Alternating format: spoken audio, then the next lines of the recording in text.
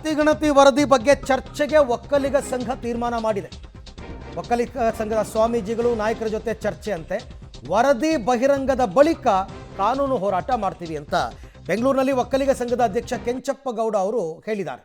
ಅಂದರೆ ಸುತಾರಾಮ್ ನಾವಿನ್ನು ಒಪ್ಪಲ್ಲ ಅಂತ ಅವ್ರು ಹೇಳ್ತಿರೋದು. ನಮ್ಮ ಜೊತೆ ಒಕ್ಕಲಿಗ ಸಂಘದ ಅಧ್ಯಕ್ಷರಾಗಿರುವಂತಹ ಕೆಂಚಪ್ಪ ಗೌಡರಿದ್ದಾರೆ. ಸರ್ ನಮಸ್ತೆ. ಸರ್, ಇವತ್ತು ಜಾತಿ ಗಣತಿಯ ವರದಿ ಮಂಡನೆಯಾಗಿದೆ. ಜೊತೆಗೆ ಏಪ್ರಿಲ್ 17ಕ್ಕೆ ವಿಶೇಷವಾಗಿರುವಂತಹ ಕ್ಯಾಬಿನೆಟ್ ಅನ್ನು ಕರೆದಿದ್ದಾರೆ, ಅದರ ವಿಚಾರವಾಗಿ ಚರ್ಚೆ ಮಾಡೋದಕ್ಕೆ. ಸೊ ಏನು ಹೇಳ್ತೀರಾ? ಇವತ್ತೇನು ಅವರು ಮಂಡನೆಯನ್ನು ಮಾಡಿದ್ದಾರೆ, ಅದು ಮಾಡಿರ್ತಕ್ಕಂಥದ್ದು ನಿಜಕ್ಕೂ ಕೂಡ ಅದು ಇಲ್ಲೀಗಲ್ ಅಂತ ಹೇಳಿದ್ರೆ ಅದು ಕಾನೂನಾತ್ಮಕವಾಗಿ ಇಲ್ಲ. ಈಗ ಬ್ಯಾಕ್ವರ್ಡ್ ಕಮಿಷನ್ನು ಅದರಲ್ಲೇ ಒಂದು ಆ್ಯಕ್ಟ್ ಇದೆ. 10 ವರ್ಷಗಳಾದಮೇಲೆ 10 ವರ್ಷ ಆಗೋದ್ಮೇಲೆ ಅದಕ್ಕೆ ವ್ಯಾಲ್ಯೂ ಇಲ್ಲ ಅಂತ.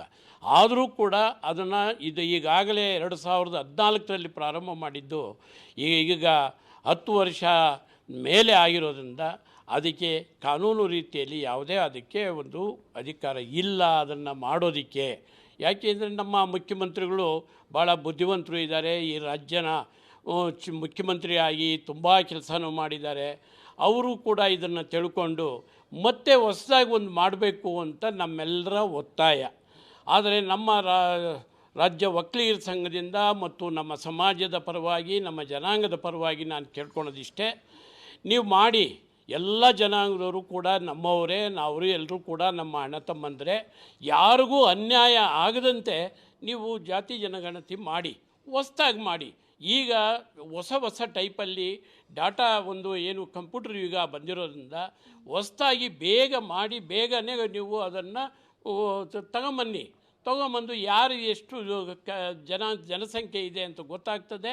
ನ್ಯಾಯಯುತವಾಗಿ ಎಲ್ರಿಗೂ ನ್ಯಾಯ ದೊರಕ್ತದೆ ಅಂತ ನಾನು ಈ ಸಂದರ್ಭದಲ್ಲಿ ಹೇಳ್ತೀನಿ. ಓಕೆ, ಶಿವರಾಜ್ ತಂಗಡಿಯೊಗ್ಗಿ ಅವರು ಒಂದು ಮಾತನ್ನ ಹೇಳ್ತಾ ಇದ್ರು.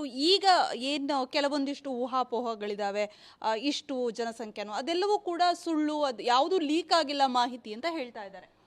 ಈಗ ಲೀಕು ಅಂತಂದರೆ ಪ್ರತಿ ಒಂದು ಮೀಡಿಯಾದಲ್ಲೂ ಮತ್ತು ಪತ್ರಿಕಾ ಪ್ರಕರಣಗಳಲ್ಲೂ ಕೆಲವರೆಲ್ಲ ಒಂದೊಂದು ಥರದಲ್ಲಿ ಹೇಳ್ತಾರೆ. ನಾವು ಅದನ್ನು ನಂಬೋದು ಬೇಡ. ನಿಜವಾಗಿ ಅದು ಲೀಕ್ ಆಗಿದೆ, ಲೀಕ್ ಆಗಿಲ್ಲ ಅಂತ ನಾನು ಹೇಳೋಕ್ಕೆ ಬರಲ್ಲ. ಯಾಕೆಂದರೆ ಒಬ್ಬೊಬ್ಬರು ಆ ಪರಿಶಿಷ್ಟ ಜಾತಿ ಪರಿಶಿಷ್ಟ ವರ್ಗದವರೇ ತುಂಬ ಇದೆ, ಅದಕ್ಕೆ ಸಿದ್ದರಾಮಯ್ಯನವರು ಅದನ್ನು ಮಾಡೋಕ್ಕೆ ಹೊರಟಿದ್ದಾರೆ ಅನ್ನೋ ಮಾತನ್ನು ನಾನು ಕೇಳ್ಪಟ್ಟಿದ್ದೀನಿ. ಆದರೆ ಅದು ನಿಜವಾಗಿ ಅದನ್ನು ನೋಡಿರ್ತಕ್ಕಂಥವ್ರು ಯಾರು ಏನು ಅನ್ನೋದು ನಮಗೆ ಗೊತ್ತಿಲ್ಲ.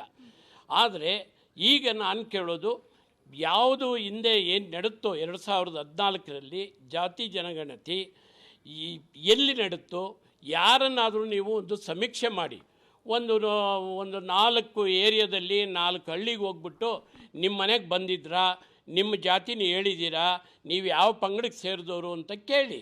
94% ಅಷ್ಟು ಈ ಸಮೀಕ್ಷೆಯಲ್ಲಿ ಕವರೇಜ್ ಆಗಿದೆ ಅಂತಿದ್ದಾರೆ. ಆಗಿದೆ ಅಂದರೆ ಇವರು ಏನು ಮಾಡಿದ್ದಾರೆ, ಹಿಂದೆ ಒಂದು ಪ್ಯಾಕೇಜು ಕೊಟ್ಬಿಟ್ಟಿದ್ದಾರೆ. ಪ್ಯಾಕೇಜು ಏನು ಅಂತ ಕೊಟ್ಟಿದ್ದಾರೆ ಅಂದರೆ, ಇದನ್ನು ನೀವು ಮನೆಗೂ ಹೋಗಿ ನಮಗೆ ಅದನ್ನು ಡೀಟೇಲ್ ಕೊಡಿ ಅಂತ ಕೊಟ್ಟಿದ್ದಾರೆ. ಈಗ ಮಂಡನೆ ಆದಮೇಲೆ ನೀವೇನಾದರೂ ನಿಮ್ಮ ಲೀಡರ್ಸ್ ಘಟಾನುಘಟಿ ನಾಯಕರುಗಳೇ ಇದ್ದಾರೆ, ಇನ್ಕ್ಲೂಡಿಂಗ್ DCM, ಅವ್ರ ಜೊತೆ ಏನಾದರೂ ಮಾತಾಡಿದ್ರಾ? What next? ನಿಮ್ಮ ಹೋರಾಟ ಏನಾದರೂ ನಡೆಯುತ್ತಾ ಏನು ಅಂತ? ಈಗ ನಾವು ನಮ್ಮ ಎಲ್ಲ ಮಂತ್ರಿಗಳನ್ನು ನಾವು ಭೇಟಿ ಮಾಡಿದ್ರಿ. ಇದಕ್ಕೆ ನಮ್ಮ ವಿರೋಧ ಇದೆ, ನೀವು ಕೂಡ ವಿರೋಧ ಮಾಡಬೇಕು ಅಂತ ಅವರಿಗೆ ಒತ್ತಾಯ ಮಾಡಿದ್ದೀರಿ.